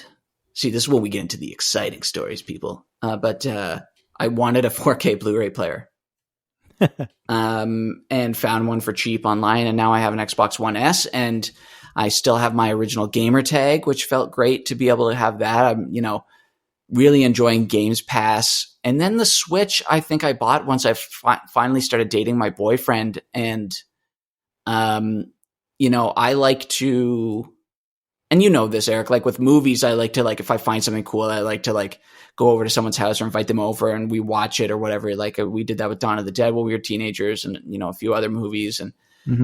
And so with gaming too, it's like I kind of wanted my boyfriend to be able to play games and he was more into the Nintendo stuff. So I got the Switch for that and we both like beat Mario Odyssey and whatnot and really enjoy it. That was like the first Mario game I've enjoyed in memory, really, you know, other than like Mario Party, but the true kind of Mario games, I actually beat Odyssey and really enjoyed that. Yeah, 2017 was a very like eye-opening year, I think, for any like Xbox fan that had like disposable income. Like 2017 was the exact time that I got a PS4 as well. I remember there was like a month span where it was like Yakuza 0, Horizon Zero Dawn, Persona 5, Nier Automata, Uncharted 4 had already come out, and then God of War was a year away, and there's like the Uncharted collection and the Last of Us remaster. There was just so many games that it was so hard to not do that. Now I kept my Xbox because like I have a huge friend group that I play multiplayer games with. But for you, where you weren't playing those games, I actually remember having this conversation with you when you were like debating whether or not you should do it. And I remember saying you should do it because like the games on PlayStation are like awesome movies. Yeah. Essentially. Yeah. And you're not going to regret it. They became the storytellers. Like they kind of at that time, and I think they're almost still kind of dominating that realm right now. Which I know is a kind of argument to make, but you know, they're really making those story-based games that are, you know, really just captivating and exciting. And and this is where like a lot of where I am now still with gaming is like, I'm not buying as many games as I used to simply just because so many of them now are like, you know, Far Cry 6, Assassin's Creed 80, you know what I mean? Like there's just so many of these kind of repetitive games and you know, everything's franchises right now. And so it's like, I'm constantly, people have tried to turn me into indie games a bit and obviously, you know, there's there's many, many, many enjoyable games there, but it's just not a realm I've been able to really dive into just because I don't know, like I just don't feel a pull towards those kind of games, which I know is silly, but I just don't. Like there's nothing gutturally kind of pulling me there. So I find myself in a weird place with games now where it's like there's some really key titles that I'm waiting for, but that's why I haven't like gotten a PS5 or the Xbox Series X or anything, is because there's nothing yet to motivate me to get those consoles, at least in my opinion. You had mentioned that after you had gotten the Xbox One S, you had subscribed to Game Pass. Do you think that having Game Pass as an option is like letting you experience a lot of more titles, like take more chances on things, and or is time like still kind of like the currency that you're dealing with now, not money, so it's still hard to kind of invest time into playing a game that you're not quite sure of? Well, it's different now. Yes to the answer, like to the question of does it allow you to try more stuff? Absolutely. And that's what I love it for. But it's like there's two sides of that coin, right? Because as a kid, if you got a game that was, you know, mediocre, or you rented one that was kind of the same, it was like you had no other option. This was the game that you were going to play. And if that meant you had to beat the movie adaptation of Blade 2, you were going to beat that game. There's nothing else that you could do. You know what I mean? I bet if you had a lot more games to choose from, you would hop onto another one. And that's kind of the blessing and the curse of Games Pass, is that you can try some games, but if they don't, you know, it's almost our shorter attention spans. If something doesn't grab you right away, or you don't give it a little bit of a chance, well, there's like 100 other games that you could hop over to. So I love it for that reason, but I also dislike it for the reason that maybe you don't get to give a game a chance. But of course, that's a person by person and a case by case sort of thing. Is there any games on Game Pass that you can think of that you probably wouldn't have purchased, but because it's free and you just jumped into it, you ended up really liking? Well, and this is one we played together, and I think you got me into it. I haven't played it much, but the times I've played it with you was great. It was Sea of Thieves. Like I totally would never have touched that game, especially after its like early reception and how people were, really disappointed with the game. And then I know they put so much into it. But it's like it had a curse. And so you kind of stay away from it. And I'm happy I've tried that out, and I want to get back into that one for sure. Is there anything that really stands out gaming wise that happened like in the last, let's say 7 or 8 years that really stands out as being like kind of an iconic memory, like something that you think in the next like 8 or so years you'll look back on and still remember? I think it's tough for me because I don't want to be pessimistic about it. Like I'm really clearly trying to think about big games or big moments or big memories. I mean, it's a little bit behind the current period we're in, but it makes sense because there's been a sequel. Like I've been so completely, impressed with The Last of Us, and The Last of Us Part 2, which I know was like a fairly controversial game for a lot of silly reasons. But that was after Uncharted 4 or whatever, that was like taking stories in video games to a whole other level. That was like taking characters in video games to a whole other level.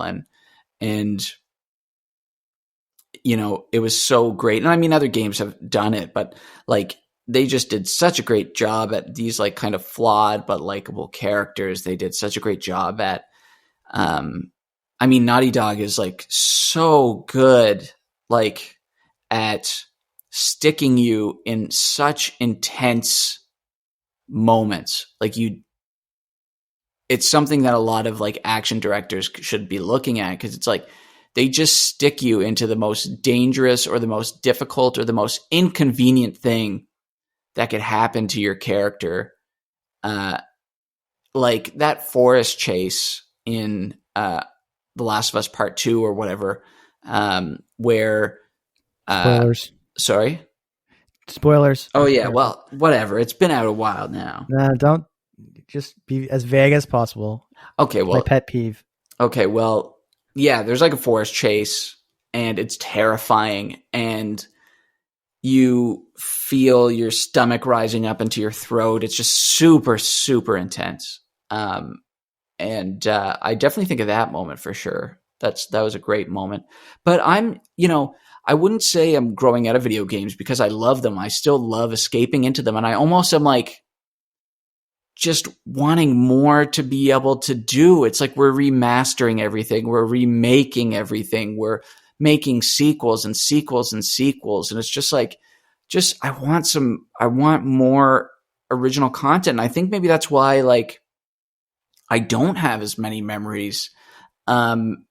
Just because it feels like, even though some games like the Batman games have had great sequels and they've been a lot of fun, and I've still enjoyed hopping into like the Halo campaigns and whatnot, and it's just everything is repeating itself right now, and it was so much better when I was a kid. So it's like it can't ever be something that's all that much more fun when because I'm trying to play the Mass Effect Legendary Edition right now, and they've done a brilliant job of updating them and making them look beautiful and whatnot. But it's like I've played these games already. Like I picked this up just so I had something else to do with downtime. But I would just love some more original content. All right, Keith, we have made it through all 4 quarters of your gaming life so far, anyways. And I have a couple of wrap-up questions to ask now that all of this stuff is fresh in your mind. What do you say to that? Yeah, let's do it. Okay, so number 1, if possible, after discussing your entire history with video games, can you pick a all-time favorite game series? Yeah, that's easy for me, actually. It's easily Metal Gear Solid. Easily Metal Gear Solid. Easily. No questions asked. Just from kind of what I talked about earlier, that, the series kind of had a mystery and allure because it was a game I couldn't play for the longest time. And then my entryway into playing it was Metal Gear Solid 2 on the Xbox. And that blew me away. I think I played that 3 or 4 times at least. And ever since then, every kind of game, even, Ground Zeroes, even 5, which I was still a little disappointed with, I just think they've upped the ante every time in different forms and fashions, and easily Metal Gear Solid. Okay, that's interesting. So it's a game that you had kind of an affinity for before you were before you were actually able to play it.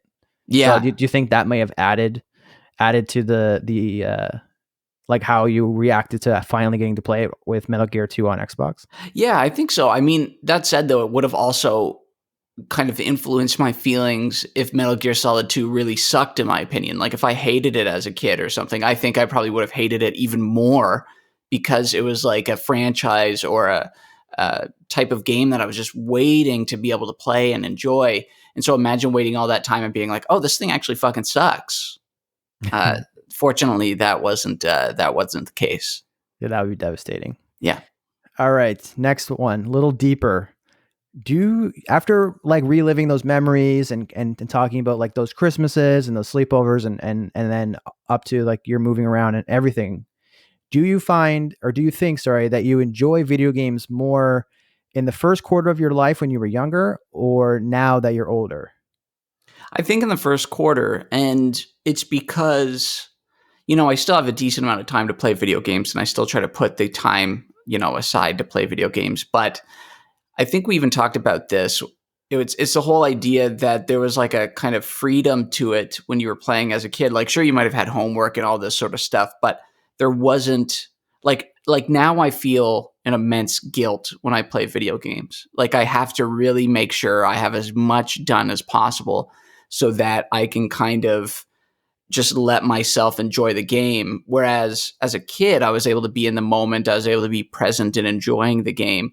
And today I'm constantly thinking shouldn't I be trying to write that one part of my script or develop this thing a little bit more? And I'm constantly feeling, guilty and ashamed for playing video games. So that takes a little bit of the luster off of it right now. Right. So I have kind of two questions that sort of branch off of that answer a little bit.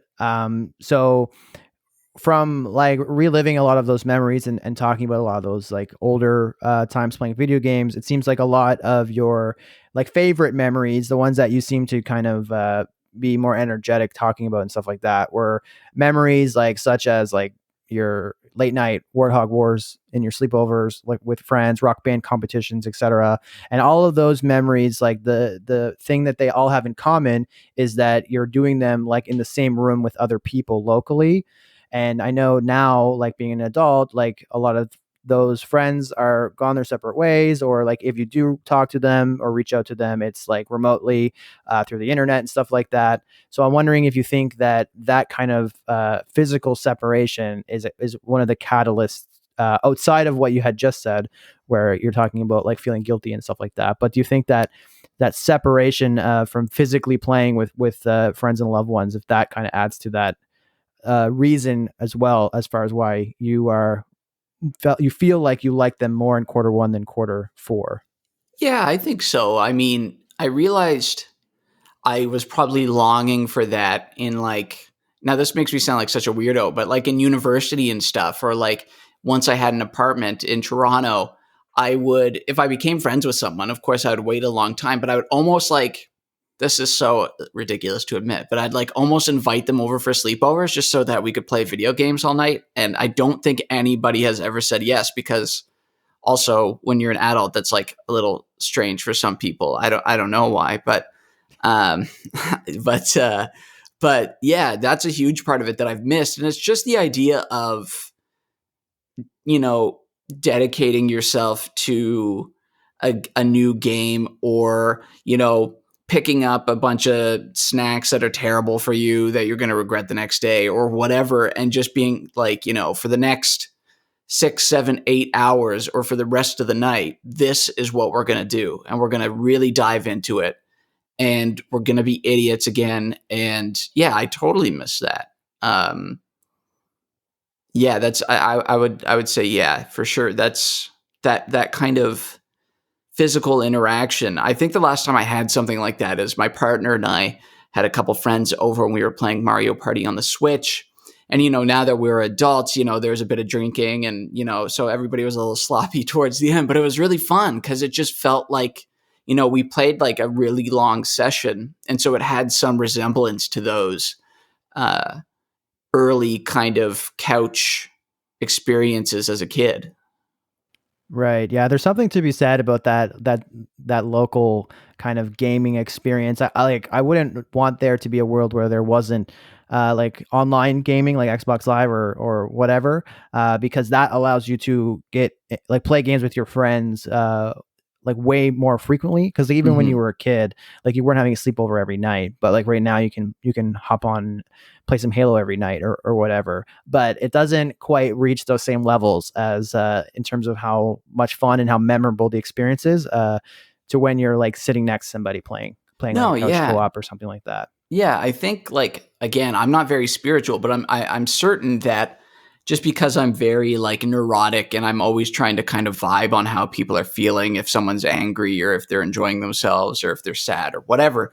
But that's kind of an element that's completely gone, online. And when you're kind of sitting there with someone, if they're excited, if there's something that they're trying to show you that they're very excited about, or vice versa, that you're trying to, you're so excited to show to them, I feel like that energy kind of, I don't know, I feel like that energy is kind of passed on and you kind of can feel that excitement out of someone, and that just makes the whole experience so much more enjoyable.